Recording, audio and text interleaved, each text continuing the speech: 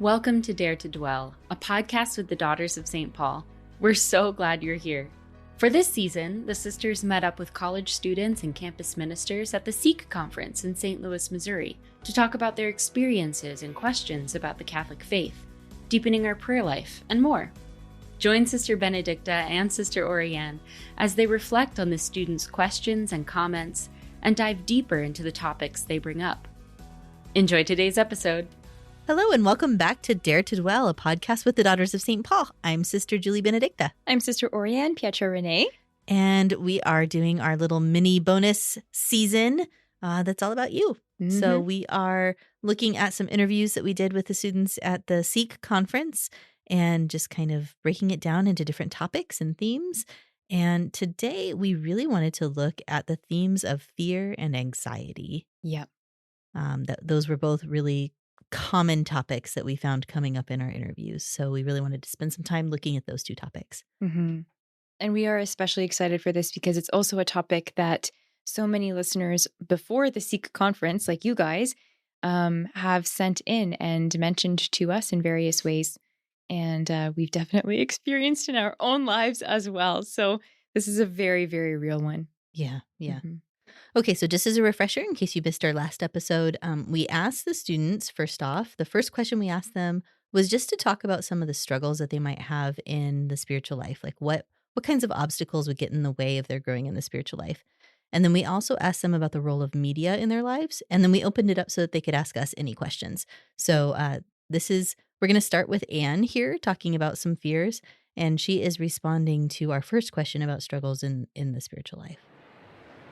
I think honestly, like for me personally and probably for others as well, the greatest struggle is sometimes just like fear. Just like fear of what others will think, fear of how it will impact me and how it will change my life. Because like being with God, like saying yes to God, you're saying yes to change as well. So real. It really, like she got right to the root of it too. Like saying yes to God is scary. And I love that she said too, that she has fear of how growing in the spiritual life will impact her and how it will change her life and what it will mean for how others think about her or treat her. Mm-hmm. I really like this, and it really resonates with my personal experience as well. I love that she brought in the change aspect of that impact because we can fear change in others. We can fear change in ourselves, and we can fear change in how others will react to our change. Do you know what I mean? Yeah. Which she's kind of bringing up all of these aspects. There is a Bible verse that is basically repeated many, many, many, many times throughout the Old and the New Testament. Do not be afraid. Mm-hmm. And in some ways, it is the most inspiring verse, and in some ways, it is the most unhelpful. It's kind of infuriating sometimes, if I'm being honest. When we talk about fear, and we know that the Lord has told us, don't be afraid, don't be afraid. Mm-hmm. It's not like we can just turn off our emotions. Fear is both an emotion and an instinct. Mm-hmm. And to some extent, fear can be something that alerts us to a change or alerts us to something that we should be aware of. And in terms of survival, that's very helpful. However, if we look at it just from a survival standpoint, right, you could look at a population and say, okay, the people who were really afraid never took a risk. They never found the next food source. They all died off. You could look at the people who had no fear. They found all the food sources, and all the other food predators also found them. Yeah. Because they had no fear and they all died off. And it was really like, I'm not saying that this is historically what happened. I'm just saying hypothetically. And in the middle, the people who had a healthy amount of fear in the sense of being aware and alert to change, and therefore bringing in the virtues of prudence, bringing in the virtues of wisdom, bringing in those kinds of things. And yet knew when they had to take a risk for the good of blank, themselves, others. Those were the people who would have survived, right? So if we only look at it from a purely survival aspect, we can see where fear is helpful. Mm-hmm. We can see where fear is extremely unhelpful. When we're talking about fear in the spiritual life, we can talk about fear of the Lord, which is a virtue, but that's not the kind of fear that we talk about in every day, right? Mm-hmm. Mm-hmm. When we're saying that we're afraid and it's an obstacle, we mean we are terrified, petrified, paralyzed, anxious, right? Yeah. That kind of fear is an emotion, and it's often a response to, again, that a potential change. Mm-hmm. So we have to kind of be able to step back and say, okay, acknowledge I am afraid. I feel fear. Ask yourself why. What is the root of that fear? Is it because I'm being faced with a change? Is it because I'm just filled with doubts about a change that I've already made? Like, what is at the root of that fear? And if I realize that the root of that fear is because I'm afraid to be who God has meant me to be, if I'm afraid of the thing that is the best and most good and most life-giving thing, that is simply saying, okay, you're afraid of change. Mm-hmm. But it's a change that needs to be made or you will never be fully alive. Yeah. I think it can also be a fear of the unknown, right? For Because we don't sure. actually know what God's going to do with us when Yeah. we surrender to him. We don't actually That's true. know what it's going to mean for God to be with us. Mm-hmm. You know, that I kind of quipped that it's an infuriating passage anytime Yeah. you come across it in the Bible when you see "do not be afraid," because it's like, well, they think it's a ghost, or they think it's, like they're This gonna is be the afraid, natural yeah. response. Or like, have you seen a biblical description of an angel? It is normal to be afraid of such things. And for me, so in all of the Pauline chapels of the world, Mm-hmm. whether it's Daughters of St. Paul or Society of St. Paul or any of the institutes associated with us, all of the chapels in the whole world have on the wall next to the tabernacle, "Do not be afraid, I am with you." And sometimes those words can be such a consolation Mm-hmm. and exactly what I needed to hear right in that moment. And sometimes I find myself sitting there going, and what the heck does that even mean? Right. Or what difference does it make? Okay, you're with me, but that doesn't Mm-hmm. change the circumstance. It doesn't fix it. It doesn't make it better necessarily. Or it doesn't feel like it makes it better. Sure. Or I can't tell how it's making it better right now. Mm-hmm. So what does it even mean for you to tell me do not be afraid? Like this unknown seems it and it is very natural to just be afraid of it. Yeah. Yeah. It is very natural. And I think when we are able to identify how we're feeling, that and why, Mm-hmm. that's when we can step back and say, okay, I feel this emotion. I can't change the emotion. I can change how much maybe I dwell on it. But other than that, I can't Sure. change the emotion. Yeah. So if I want to look at this verse and this invitation of the Lord, do not be afraid. Am I going to say yes to my fear and allow that to be my identity in this moment? Mm-hmm. Or am I going to say yes to God despite the fear, through the fear, in the fear, and allow Him to be at the core of my identity in this moment? Yeah.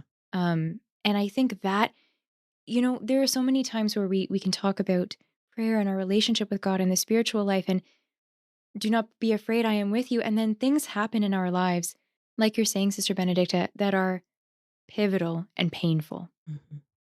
Maybe it's something very personal to us. Maybe it's something societal, like a war.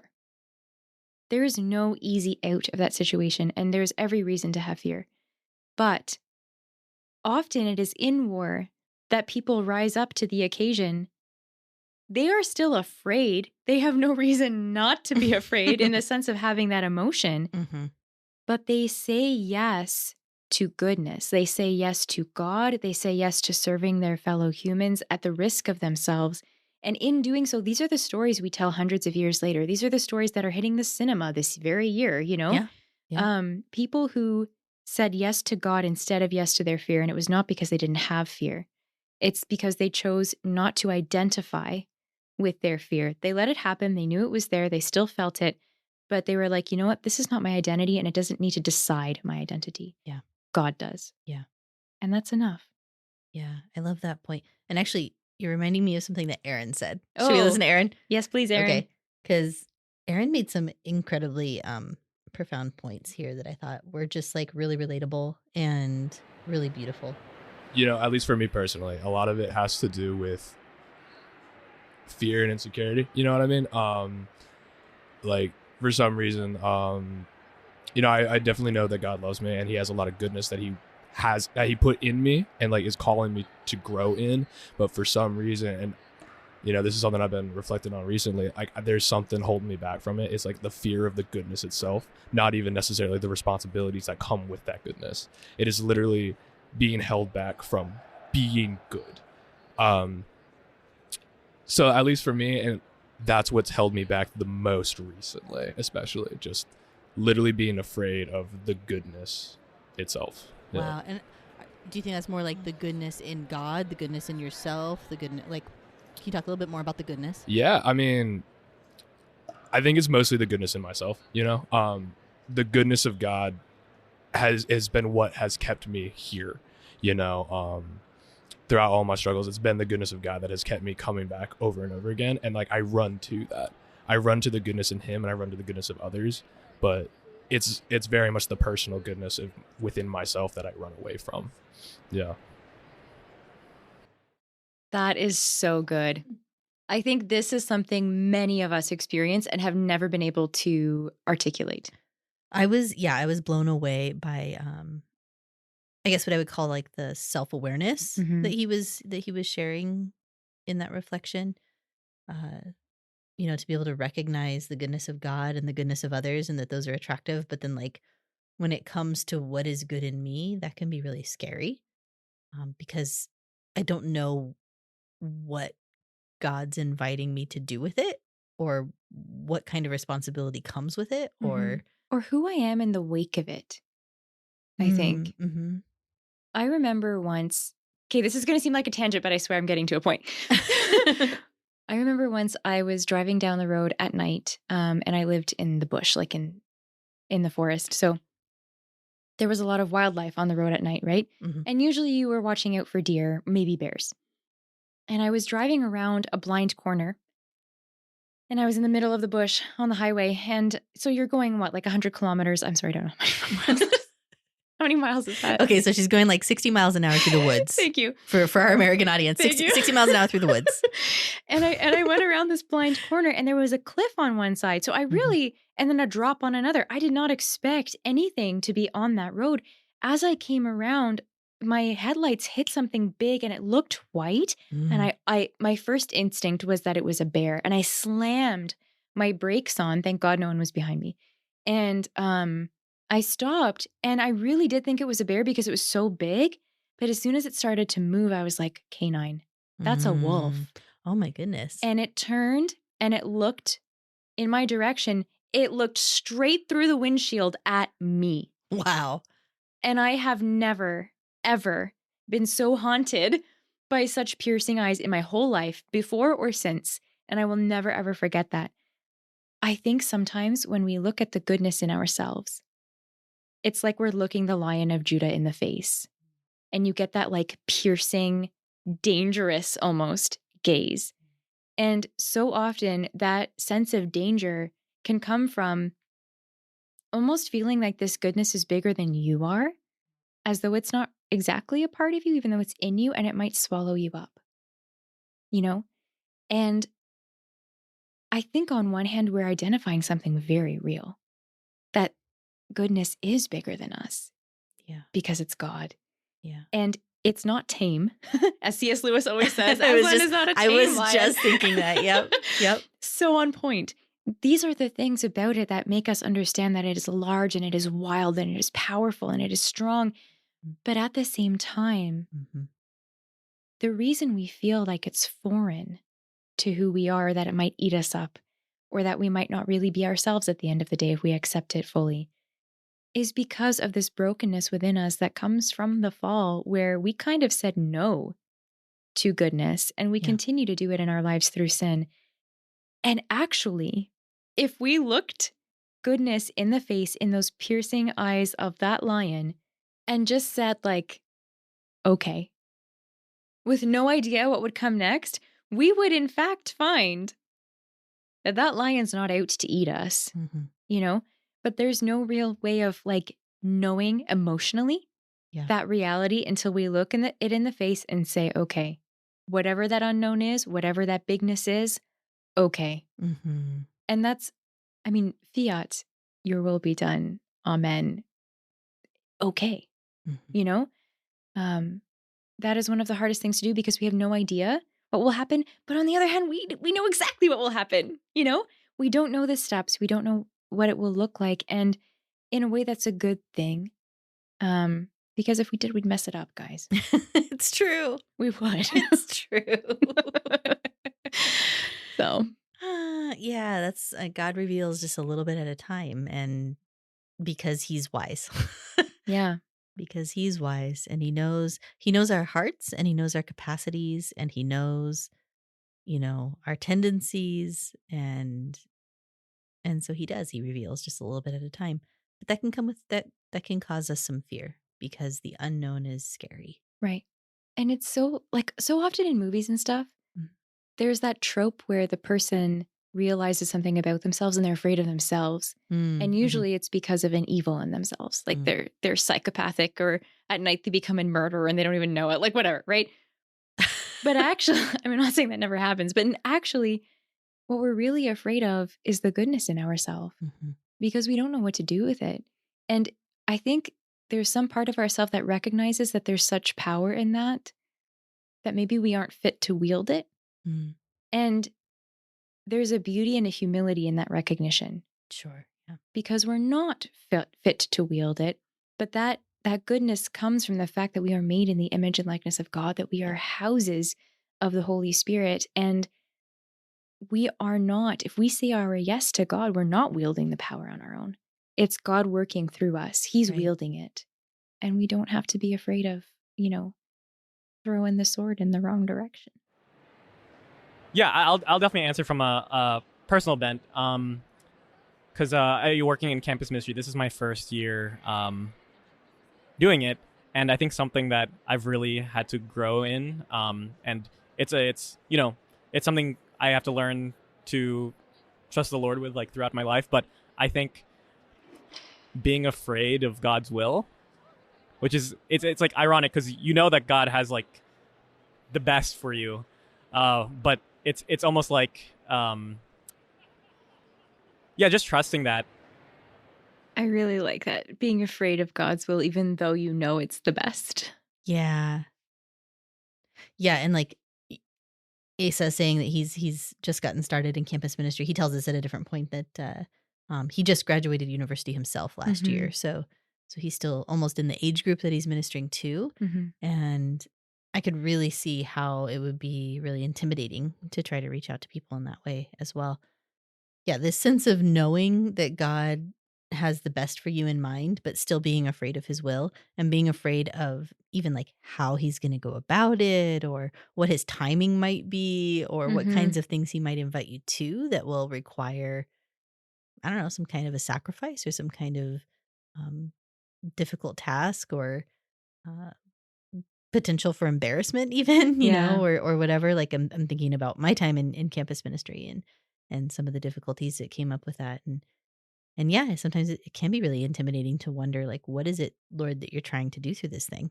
Yeah, so I really appreciated his awareness that was something that he feared as well. And I think that the beautiful, vulnerable thing about sharing that is that you're doing something because it's God's will, right? But you're still afraid of God's will, especially if it goes any deeper than what you've already said yes to. And that is so true, because when we say yes to the will of the Lord, very rarely is it a one and done deal yes, simply because we have to keep saying yes again and again and again and again. And that is how we grow in trust and in confidence, and the ability to jump when he says jump, and to like rock the jump. Not that we're the ones rocking the jump, it's grace that rocks the jump, but still like that openness to his grace. And I looked up in the Gospel of John the different times that Jesus says, do not be afraid. So one of the first times we see it in the Gospel of John is when Jesus is walking on the water and they all think he's a ghost, right? And he says, don't be afraid, it's me, basically. Like, it's me. Yeah. And often those are our first kind of do not be afraid moments, where we realize that there's something good and it's God, and we're going to be okay, you know? Then he says it again or at least the gospel says it again in John 12 when the Lord is riding into Jerusalem on Palm Sunday. And there's a quote, "Do not be afraid, daughter Zion. See, your king is coming, seated on a donkey's colt." So there's this kind of recognition that in the midst of a difficult circumstance, the Lord will come. There's like this surety because we've seen him come before, right? Mm-hmm. But we know what comes after Palm Sunday. Yeah. Right? Yeah. And when we look at what comes after Palm Sunday in John 14, so this is during the discourse of Christ during the Last Supper, when everyone's starting to get a little bit freaked out because everyone can tell something's wrong and nobody knows what it is except for Jesus, but everyone's picked up on it, right? He says, "Peace I leave with you." And this peace in the midst of fear is a really interesting pattern for him. "My peace I give you. I do not give you as the world gives." So his peace is different. Yeah. "Do not let your hearts be troubled and do not be afraid." And he's saying this right before possibly the most troubling and scary thing ever. Yeah. And I think sometimes when we are in these moments where we recognize the Lord is trying to show us his will or inviting us to something, we can almost have that echoing in our hearts in a way. And instead of being like, I remember your faithfulness through the crucifixion. I remember the glory of your resurrection and your triumph over everything that is scary. Sometimes instead we're like, sus. Yeah. Like, I remember how that went down. It didn't end well. But Yeah. actually it did, though. Yeah. But yeah. It's a very natural reaction to have. But as he says, like, that faithfulness and that love is unparalleled. And you can search the world over for a love that is as awesome and yet easier, and you will never find it. Yeah, I love those two examples. I think one of my favorite lines from that story when he's walking on the water is when he says, "It is I, do not be afraid." Yeah. And the next line says, "Then they were glad to take him into the boat." Yeah. And it's Oh, you're it's not a like, ghost. Okay. we go from like shrieking into the wind about a ghost to, "Oh, please get in the boat with me," Yeah. And and it is comical. It is comical. And from the outside, when Yes. you're living the moment, Yeah. it's not. Very much not so. Often you can look back at something and say, "Oh, wow, like if I had just waited 4 minutes, like Yeah. God totally would have taken care of that thing that I was so freaked out by." Yeah. But I love that they're the follow-up to their fear is to be glad to take him into the boat. And it is the thing that was causing them fear that ultimately is also the thing that brings them peace, that calms the storm, that gives them security. And I've shared with Sister Orianne, I was reflecting a lot this past Holy Week on an article that maybe I'll link to it in the show notes because it was just really beautiful. Father Boniface Hicks wrote a number of years ago on his blog, and he speaks about some of the experience of the first Holy Week. But the thing that really struck me the most was his reflection on Mary and John the evening of Good Friday. And in the Gospel of Luke, there's a line that is like actually kind of a throwaway line, like it's actually not in the liturgy because Friday ends and the next day begins. And in the liturgy, I literally skip over the line that says, "And the Sabbath was beginning." And the Sabbath was beginning. And he points out that it would have been the role of the mother in this Jewish home in Jerusalem to light a candle that Friday night, to light a candle and to pray the words, "Blessed be God." And I've just been like really praying a lot with that image and with Mary and with John and with everybody who may have been with them for that Sabbath, living that Sabbath, praying all of those prayers, almost all of which begin with the phrase, "Blessed be God." And like what it would have been like for them to pray the words, "Blessed be God," the evening after the crucifixion and the entire day after the death of Jesus when he's in the tomb. Maybe having some hope, but not knowing what's coming next. And then I think we live a lot of our lives in that Saturday experience. And that fear is very natural. It's very normal. It's to be expected in some ways, but never to totally lose sight of the fact that God always brings Easter Sunday. That he allows Good Friday to happen, but he always brings Easter Sunday. And that fear in some ways is useless. In some ways, we just end up torturing ourselves with it. But that he wants to alleviate it. He wants to heal it. And that the bits of fear that we do experience, that maybe we aren't able to put aside, or that is just too much, that actually when he's able to redeem that, is able to make the joy even bigger. Yeah. I don't know if that makes sense. It does. It because our joy knows how much has been overcome. Mm-hmm. Mm-hmm. I love that. And I think it's a real challenge for each of us then, Yeah. Are we able to live the close of the Good Fridays of our lives, the beginnings, and in the Jewish counting of the days, the day ended at dusk. Mm-hmm. It wasn't like us where midnight was in the middle of the night, right? Right. For them, it was when the sun went down. That was the beginning of the new day. Yeah. Which is why they were rushing, right, to get Jesus into the tomb, and they didn't even finish putting all the spices on him. That's why they went home to prepare the spices. Exactly. They had to, yeah. Yeah. So, in those moments when dark falls, are we willing to strike the match and light the candles and say, "Blessed be God"? Mm-hmm. And if we can't, we can be honest about that too. Like Mm-hmm. there's moments maybe where that's too hard. Like I'm not Mary. Right. Yeah. I'm not John the beloved apostle who has had the opportunity to rest his head on Jesus' chest. Like, Sure. And so maybe for me that is too hard right now. Maybe God is still in the process of providing me what I need to get to that place where I can light the candle and say, "Blessed be God." Or maybe in some ways we are able to do it, but it's a bit of a stretch.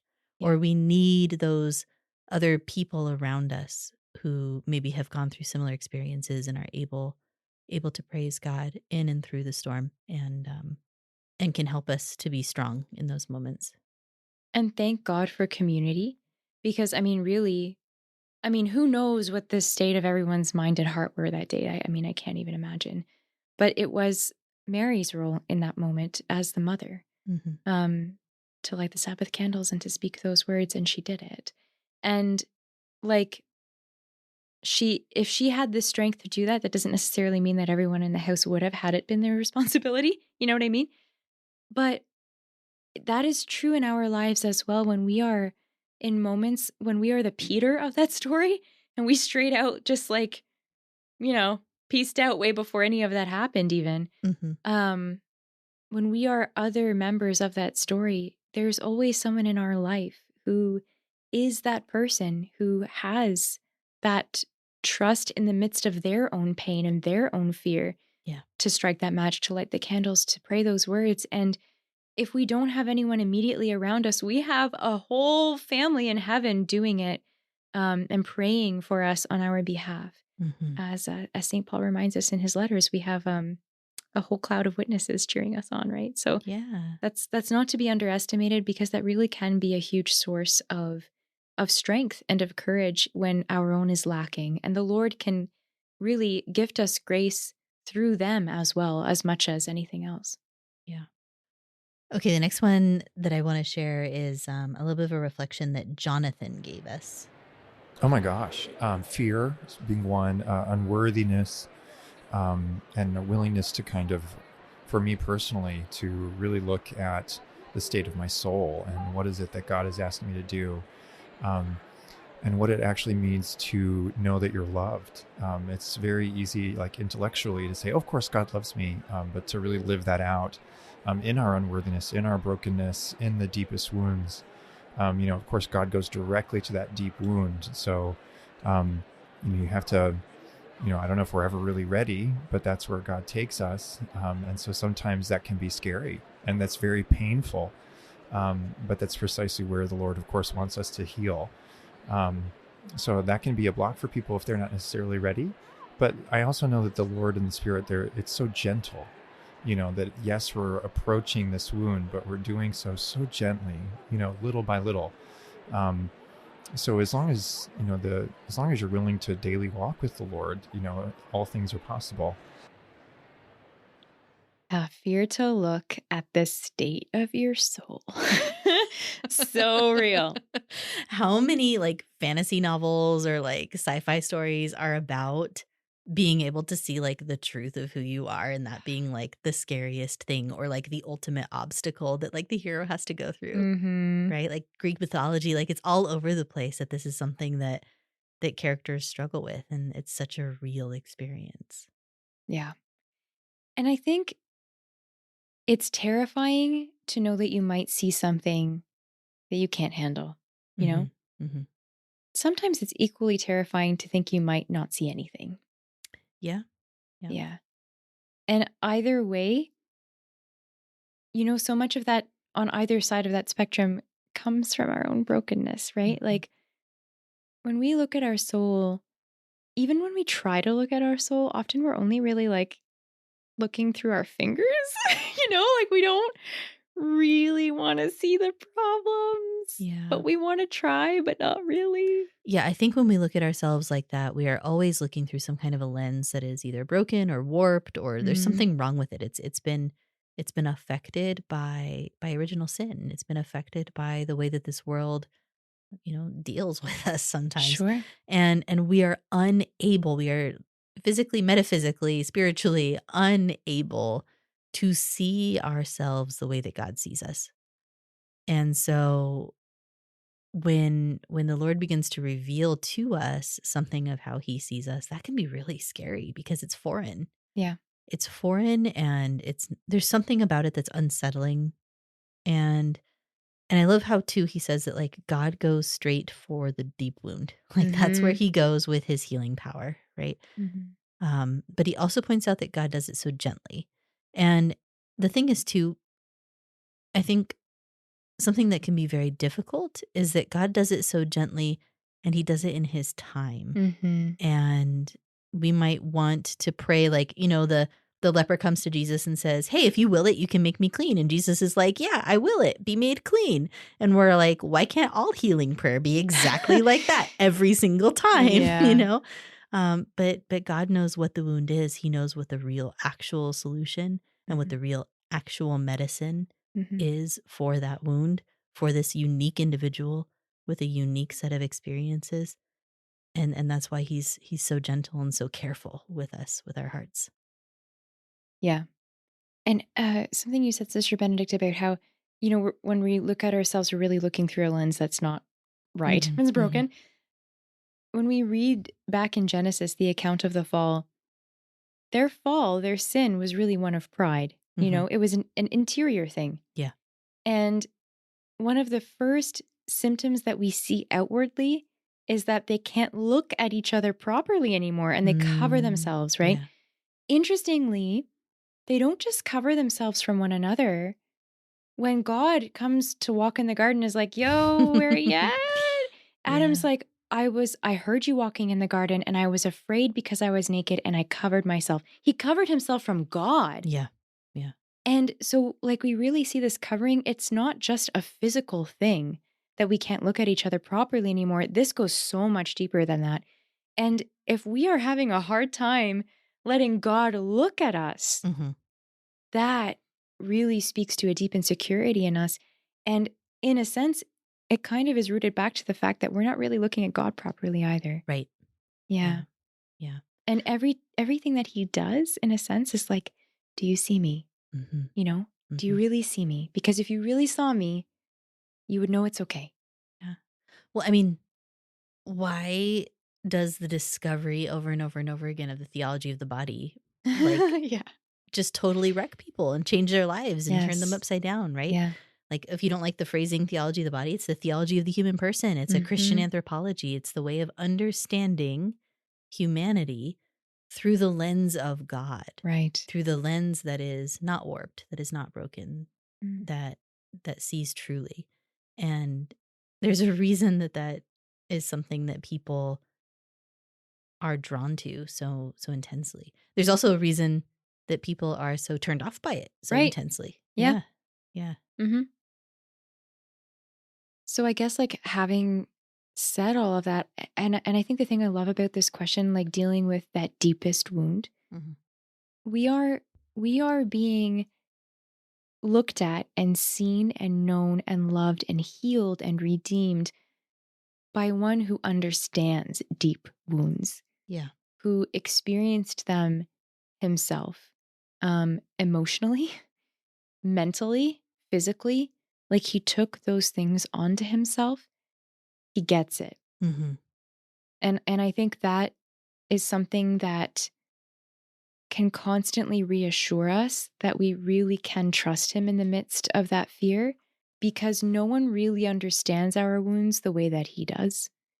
And he knows what it feels like. Yeah, that makes me think of in the book of Hebrews, right? In the letter to the Hebrews, in chapter 4, it says, "We do not have a high priest who is unable to sympathize with our weaknesses, but one who in every respect has been tempted as we are, yet without sin. Let us then with confidence draw near to the throne of grace, that we may receive mercy and find grace to help in time of need." And like, Jesus chose the incarnation. That was the means by which he chose to come to save us, to share in those experiences, to be able to say that we don't have a high priest who is unsympathetic with our reality, and to open up to us that throne of grace so that we can find the mercy and the grace that we need. So I guess I'm just like, I'm mindful of people who might be listening and might be feeling like their fears have not been addressed or thought about or alleviated. Mm-hmm. No, I think that's a really important thing to hold, because there are going to be fears in our life that are not going to be assuaged by listening to a podcast. No. And guys, if you're listening and that is your situation, that is very real.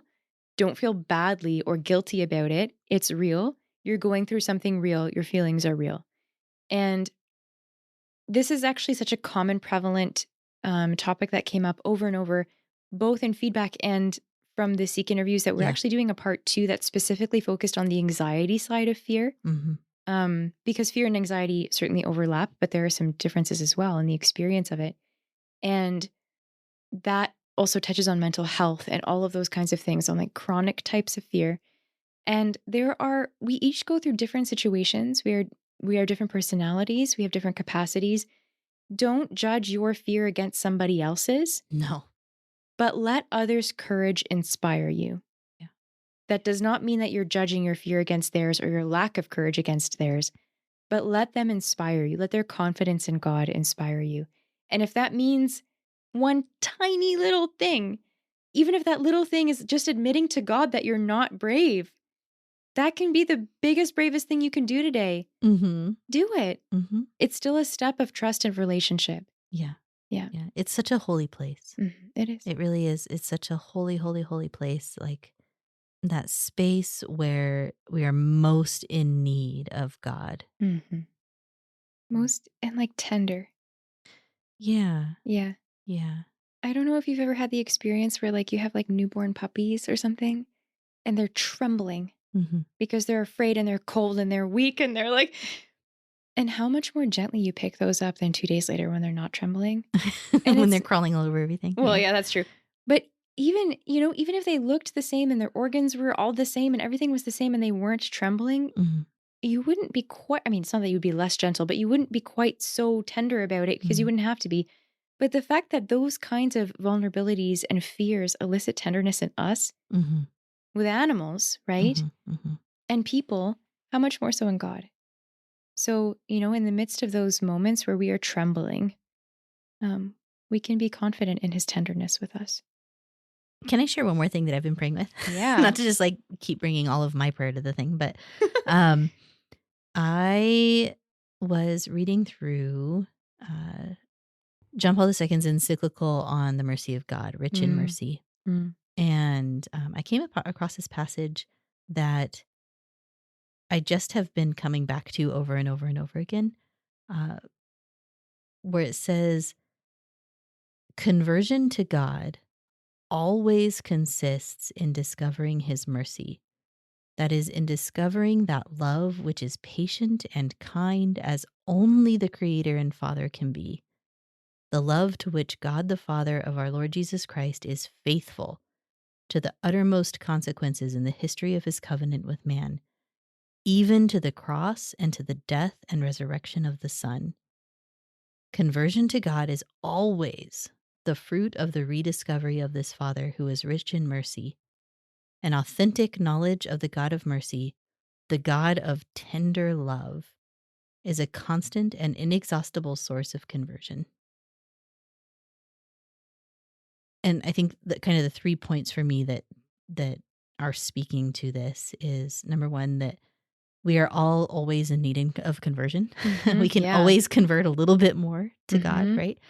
And that conversion always consists in discovering his mercy. And it's a mercy that he is so faithful to that he allowed the cross and death and resurrection of his beloved Son. And then I also love that he says, he's almost as a side note, he refers to God as the God of tender love. And that this is the God that we're so afraid of sometimes. I know. Yeah. And I include myself in it. That's why this passage was so moving to me. Like, Yes. sometimes we are so afraid of this God who is the God of tender love. So if it's any comfort to any of you, nuns also struggle with this. Yeah. It's the most basic human struggle, I think. Yeah. But also one, I think you had mentioned earlier, Sister Benedicta, like the depth of that joy that we gain in coming to know Christ is kind of amplified because we have known fear, right? Because we have known this fear, it allows us a discovery of the depth of the tenderness of God. Yeah. Like when you recognize the depth of tenderness in somebody, whether it's a parent, a friend, a spouse. Like I remember once I had a friend who, she was dating this guy. This guy's now her husband. Spoiler alert. So good guy. Good guy. Good guy. Okay. And she really liked him. And one day they were walking out of a grocery store together, and there was this elderly person who was kind of like not doing very well, wasn't using their walker properly, was kind of, it was scary. Like it looked like they were going to fall over and hurt themselves. There were a lot of people around, but no one was really doing anything because nothing had actually happened yet. But he saw this person in need. He ran over. It was a little old lady. He ran over to this little old lady. He like very gently took her by the elbow, centered her in her walker, was so nice to her, kind of like calmed her down, helped her get back into the store where she needed to go. And my friend is like, that was the moment. She's like, I knew. Like just to see his tenderness with someone so vulnerable, and he had nothing to gain from that person. Yeah. Yeah. That just utter tenderness from someone who was like in the peak of their strength, like that melted her heart. And she was like, that is a real man. Like, and it's someone you want to be around. Exactly. And someone you can trust. And those are the kinds of things that remind us, just like teeny glimpses into the tenderness of God. Yeah. So I guess like, I know we haven't been doing challenges per se. No. But I'm going to do one. Okay. So I would say if you are struggling with fear right now in your life, I would just really encourage you, kind of as a challenge for yourself, to step back, and as your first step of kind of praying with like that do not be afraid, not do not have fear, but do not be afraid. Don't let that define your identity. Just admit to God that you're afraid. And let that be your prayer today, because that admission opens up the door to vulnerability. Yeah. And that's enough of a first step for today, Yeah. And then stay tuned for our next episode on anxiety. Part 2 on this topic. Part 2 on this topic. And then finally, just to close this episode, as Sister Benedicta mentioned, we're going to put in the show notes the link to Father Boniface Hicks's article, where you can read further that exploration of Mary at the end of Good Friday and the beginning of the Sabbath, going in the dark, lighting those Sabbath candles, and praying, "Blessed be God." And if that is something that you think would help you either as a comfort or as a challenge today, please check it out. And we will be praying for each of you again. Please pray for us in our own fears as well. We are joined with you in the experience of fear. And we will see you in the next episode on anxiety. We're anxious to see you next time. Bye. God bless. Thank you so much for listening. Dare to Dwell is a production of the Daughters of St. Paul and is brought to you by our generous supporters on Patreon. For more information about our sisters or ministry, or to learn about how you can support us, visit connect.pauline.org/Patreon. God bless you. Hello and welcome back to the Daughters of St. Paul thing that we do. Dare to Daughter. Hello and welcome back to the Dare to Dwell podcast. I really don't know what's going on. You're a daughter with the podcast of St. Paul. What are we called?